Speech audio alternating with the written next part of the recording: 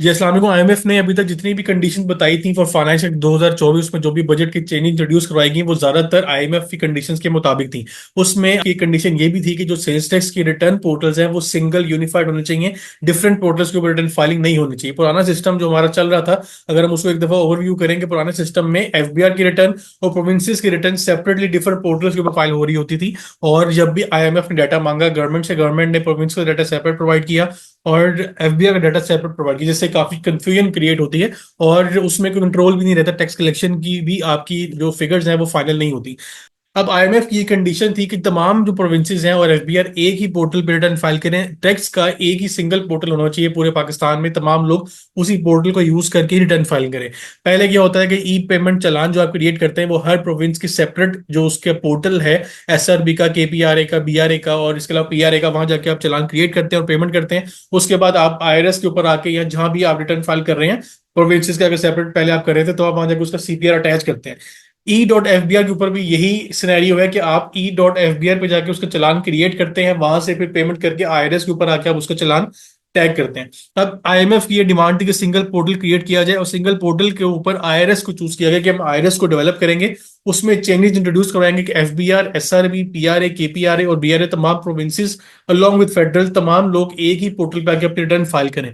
अब ये जो चेंज इंट्रोड्यूस करवाया गया, इसके बाद क्या होगा कि आपका जो पेमेंट चलान आप क्रिएट करते हैं वो आप एक सिंगल आईआरएस के ऊपर जाके ही अपना पेमेंट चलान क्रिएट करेंगे। और आप अपनी सेल्स टैक्स रिटर्न अगर फाइल कर रहे हैं, अगर आप कैपिटल गेन टैक्स पे कर रहे हैं, आप सीवीटी एफईडी वगैरह पे कर रहे हैं, उसका चलान भी आप इसी पोर्टल पे बना सकते हैं और आप सीपीआर पे करके डायरेक्टली अपने रिटर्न के साथ अटैच कर सकते हैं। अगर मैं थोड़ा सा इसको स्क्रॉल डाउन करूं तो यहाँ पे एफबीआर ने ई पेमेंट चलान का एक प्रोसेस बताया है कि आप पेमेंट डिटेल पहले बताएंगे, जनरेट पीएसआईडी, पीएसआईडी आप जनरेट हो जाएगी।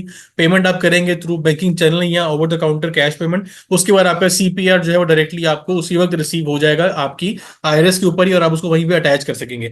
इसको चलान क्रिएट करने के लिए दो ऑप्शन है, या तो आप ये मेन स्क्रीन पे ई पेमेंट्स की टैब आ रही है इस पर क्लिक कर सकते हैं। सेकंड तरीका क्या है कि आप अपने लॉगिन आईडी पासवर्ड यूज करें और पोर्टल के ऊपर जाके आप वहां पे ई पेमेंट चलान की ऑप्शन आ रही है उसको भी यूज कर सकते हैं।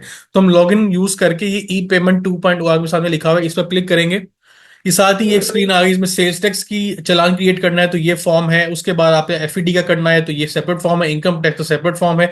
उसमें डिफरेंट कैटेगरीज है, एडमिटेड टैक्स, एडवांस टैक्स, डब्ल्यूबीपीएफ है, डिमांडेड टैक्स है और मिसलेनियस है। मिसलेनियस में आपका यहाँ पे एटीएल का सरचार्ज भी इसी पेमेंट के थ्रू, इसी पोर्टल के थ्रू आपका जनरेट हो सकता है।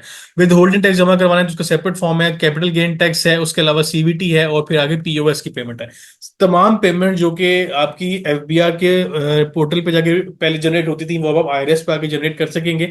लेकिन इसमें अभी चैलेंज क्या आ सकता है, क्योंकि अभी नया सिस्टम है तो अभी इतना डेवलप नहीं हो सकता है। इसमें आप पेमेंट जनरेट करें, पीएसआईडी आप पे करते हैं, बाद में जाके उसकी सीपीआर जनरेट ना हो, उसकी सीपीआर आपके आईआरएस से रिफ्लेक्ट ना हो तो आपको पेमेंट का लॉस हो सकता है। क्योंकि जब भी कोई नया सिस्टम बनता है उसमें आपको थोड़ा बहुत एहतियात करनी चाहिए, क्योंकि स्टार्ट में वो एक डेवलपिंग फेज में होता है। बेहतर है कि अभी आप अक्टूबर की रिटर्न अगर फाइल करें तो आप उसका चलाना भी पुराना सिस्टम जो आपका E dot F B R है उसी के थ्रू जाके बनाएं, ताकि अगले महीने तक ये कुछ आपका सिस्टम मेच्योर हो गया होगा। तरीका बिल्कुल सेम है, सिंपल है। आपने सेल्स डेस्क में अगर क्लिक करना है तो उसके बाद आपने सीएनआईसी या एनटी ना प्रोवाइड करनी है, अगर आप लॉग इन करेंगे तो ऑटोमेटिकली उसने आपकी डिटेल उठा लिया। अगर आप बाहर मेन स्क्रीन पे जाके क्लिक करेंगे बगैर लॉगिन किए तो फिर ये आपको यहाँ सीएनआईसी खुद से लिखना पड़ेगा। आप सिक्योरिटी चेक यहाँ पे जो लिखा हुआ है इसको आप मेंशन करेंगे। इसके बाद यहाँ पे नेम वगैरह ऑटोमेटिकली उसने उठा ली, सारी डिटेल्स यहाँ पे आ गई हैं। सिटी आप यहाँ सेलेक्ट करेंगे, उस जो भी शहर आपका आ रहा है आप यहाँ पे उसको टैग कर दें। जैसे मैं लाहौर अगर सर्च करता हूँ तो ये लाहौर मैंने यहाँ पे टैग कर दिया, आरटीओ आ गया उसके अगेंस्ट।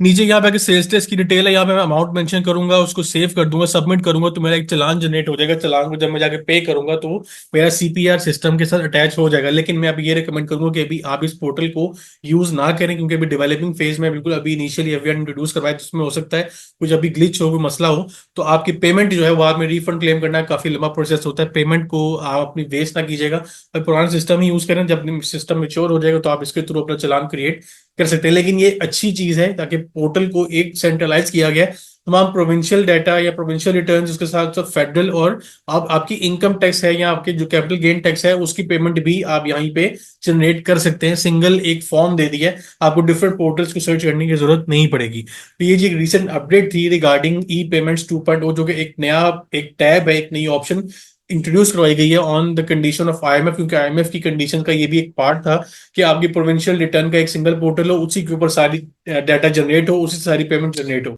लास्ट में आपसे रिक्वेस्ट है, प्लीज चैनल को सब्सक्राइब करें, वीडियो को लाइक और शेयर करें, ताकि आप तक रिसेंट अपडेट टाइम रिसीव होती रहे। इंशाल्लाह नेक्स्ट वीडियो में नए टॉपिक के ऊपर डिस्कशन होगी। अपने ख्याल रखिएगा। अल्लाह हाफिज।